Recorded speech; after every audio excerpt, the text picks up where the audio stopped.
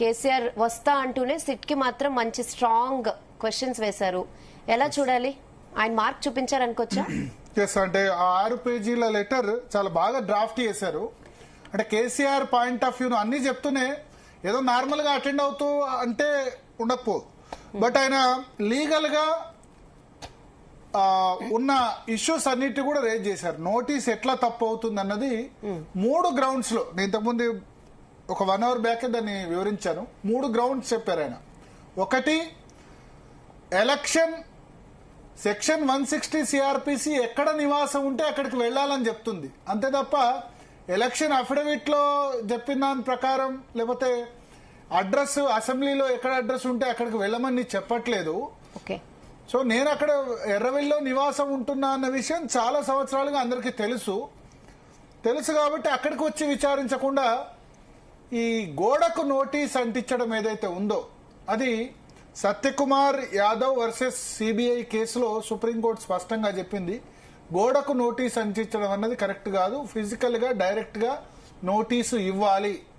ఇవ్వకుండా అన్నోన్ వ్యక్తులు, అంటే గుర్తు తెలియని వ్యక్తులు వచ్చి మా నందిని గారి నివాసంకి వచ్చి ఆ సిట్టా కాదా నాకు తెలియదు, అన్ఐడెంటిఫైడ్ అని చెప్పారు. గుర్తు తెలియని వ్యక్తులు వచ్చి అక్కడ నోటీస్ అంటించి వెళ్లారు. ఒకవేళ అంటించింది కనుక మీ సిట్టే అయితే అది చాలా తప్పు. ఎందుకంటే సుప్రీంకోర్టు జడ్జిమెంట్ ప్రకారం ఫిజికల్ గా ఇవ్వాలి తప్ప నోటీసులు ఎలక్ట్రానిక్ పరంగా లేకపోతే వేరే కమ్యూనికేషన్ పరంగా ఇవ్వడం అన్నది కరెక్ట్ కాదు అని చెప్పారు. రెండవది, ఆయన ఒక హరీష్ రావు కేసును ఎగ్జాంపుల్ గా చూపించారు. మీరు ఇప్పుడు ఏమంటారు, నందీనగర్ నివాసం నా అధికారిక చిరునామా, అధికారిక అడ్రస్ అని చెప్తున్నారు. కేసీఆర్ అధికారిక అడ్రస్ అని చెప్తున్నారు. మరి హరీష్ రావు అడ్రస్ ఎక్కడ ఉంది? అధికారిక అడ్రస్ దాని ప్రకారం సిద్దిపేటలో ఉంది. మరి నోటీస్ సిద్దిపేటలో ఇవ్వకుండా హైదరాబాద్ లో ఎట్లా ఇచ్చారు? This shows your double standards. అంటే మీ ద్వంద్వ ప్రమాణాలని సూచించే విధంగా, సిట్ ద్వంద్వ ప్రమాణాలని సూచించే విధంగా ఈ నోటీస్ ఉంది. నాకేమో మేము ఉన్న చోటనే నోటీస్ ఇస్తాం, నందినగర్ లో మీ అఫీషియల్ రెసిడెన్స్ అంటారు.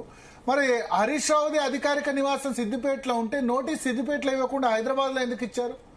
మూడోది, మీకు జూబ్లీ హిల్స్ అసలు జ్యూరిడిక్షనే లేదు. జూబ్లీ హిల్స్ పోలీస్ అధికారిగా మీరు ఇచ్చారు కదా, నేను జూబ్లీ హిల్స్ లో నివాసం ఉండట్లేదు, ఆ చుట్టుపక్కల ప్రాంతాల్లో కూడా నివాసం ఉండట్లేదు అని చెప్తూ ఏపీ హైకోర్టు ఇచ్చిన జడ్జిమెంట్ కూడా కోట్ చేస్తూ ఇవన్నీ తప్పులు ఉన్నాయి, దీని ప్రకారం అయితే ఈ నోటీసు చెల్లదు, నేను ఇగ్నోర్ కూడా చేయొచ్చు. కానీ భారత రాజ్యాంగాన్ని గౌరవించే వ్యక్తిగా, మాజీ ముఖ్యమంత్రిగా, ప్రస్తుత శాసనసభ ప్రతిపక్ష నేతగా, ఒక భారతదేశ పౌరుడిగా నేను దీన్ని సమర్థిస్తున్నాను. అంటే నోటీస్ ఇన్వెస్టిగేషన్ కు కోఆపరేట్ చేయాలనుకుంటున్నాను, అందువల్ల ఈ విచారణకు హాజరవుతాను అని చెప్పి ఆయన చివరిగా చెప్తూ నందినగర్ నివాసంలో 3 గంటలకు అందుబాటులో ఉంటానని చెప్పారు. సో అల్టిమేట్ గా ఇప్పుడు నందినగర్ లో అయితే అవైలబుల్ ఉంటారు. రాష్ట్ర వ్యాప్తంగా క్యాడర్ కూడా వస్తుంది. అయితే మున్సిపల్ ఎలక్షన్స్ ఉన్నాయి బీఆర్ఎస్ కు, అదొకటి ఇబ్బంది.